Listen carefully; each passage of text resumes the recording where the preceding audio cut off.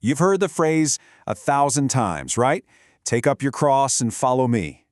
It's one of those sayings that's so familiar, we don't even really hear it anymore. We just assume it means, endure your suffering, carry your burdens. But what if that's not just a little bit wrong? What if it's completely backward? So let's really get into this, because we're about to poke at one of the most foundational ideas in spiritual life. What if this instruction was never a call to suffer? What if instead it's a radical, direct invitation to a kind of freedom you've maybe never even imagined was possible? Okay, here it is, right here on the screen. The whole thing flips on its head. The old way says, endure your pain.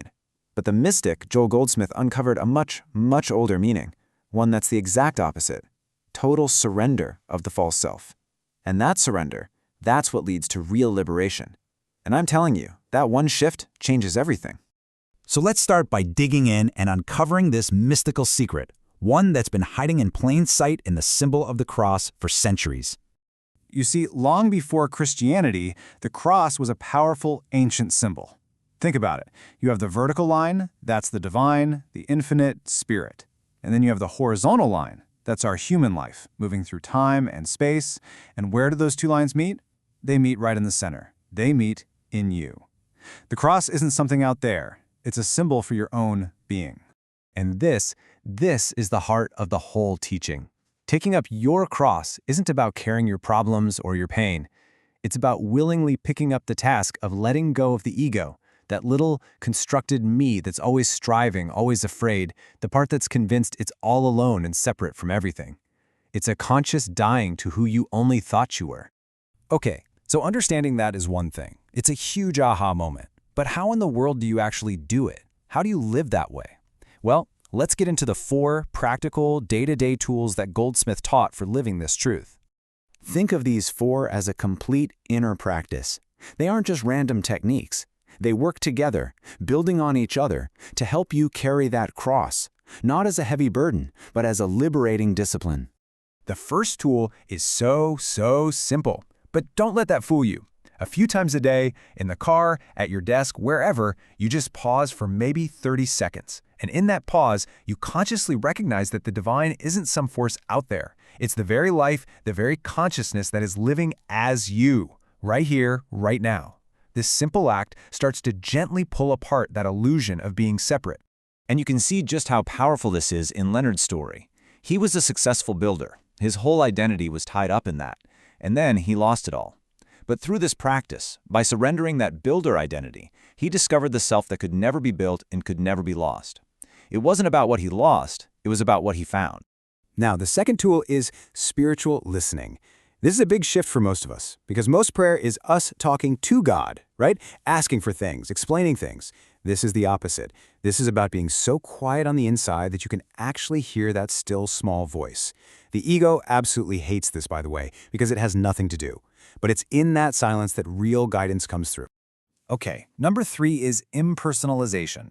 Now, I know what you might be thinking. That sounds cold or detached, but it's not that at all. It's about looking at a person, or yourself, or any situation, and refusing to believe that the outer appearance is the final truth. It's a practice of looking past the anger, or the sickness, or the fear, and remembering the divine identity that is always present underneath. This was an absolute game changer for a teacher named Virginia. For decades, she lived under this heavy cloud, a story that she was unworthy.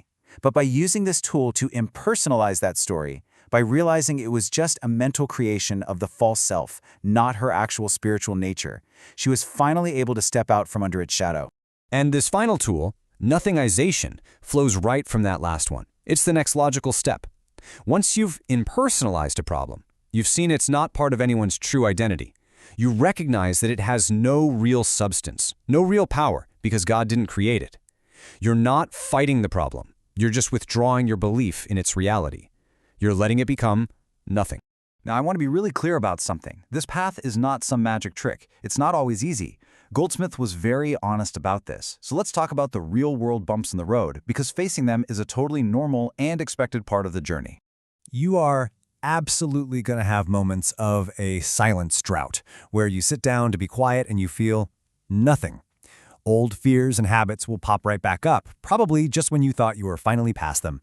And the key The absolute key is to know that these are not signs you're failing. They're actually signs that the ego is putting up a fight because it feels itself dissolving. Franklin's story is the perfect example of this.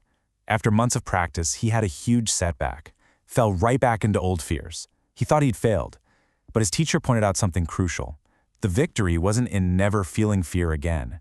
The victory was that this time, he could see the fear as a pattern. He was witnessing it, not just being swallowed by it, and that is proof of massive progress. So, if you stick with it, if you navigate those challenges, what's on the other side? What's the payoff? Let's talk about the profound, life-changing fruits that really do come from this kind of genuine surrender. All right, so what's the first major reward for doing this deep inner work? Well, it's something that changes the entire texture of your daily life. It operates beneath the surface of everything you experience. It's an established peace. And let's be clear, this is not the temporary peace of just having a good day with no problems. This is a deep, unshakable calm that becomes the new background of your life, even when the foreground is total chaos. It's a peace that holds you no matter what's going on. Okay, so that's the first incredible fruit. What's the second one? This one completely reorients your relationship with the divine. It turns a core spiritual practice completely on its head. Your prayer life totally transforms. As one student, Constance, put it, you stop acting like a beggar at God's door, hoping to be let in, and you realize you were inside the house the whole time. Prayer is no longer a frantic rescue operation, begging for something you don't have. It becomes a calm recognition ceremony of the wholeness that is already here right now. And the third and final outcome we're going to look at, well, this one is maybe the most profound of all. It goes right to the heart of the human condition. It addresses the one big fear that sits underneath pretty much all our other fears. You see, by practicing the death of the small, false, personal self over and over again in small ways every day, you begin to have a direct experience, not just a belief, but a felt experience, that your true identity, your spiritual consciousness, is eternal. It was never born into form, so it can never die out of form. The very root of all fear starts to dissolve. And so we end right here, with this powerful, provocative quote from Joel Goldsmith. You've been shown a completely different path, a new meaning of the cross. You've even been given the tools. So the question that's left isn't, is all this stuff true? The only question that really matters is much more personal. Are you willing to carry this cross, the cross of conscious surrender, to discover the freedom that's waiting on the other side?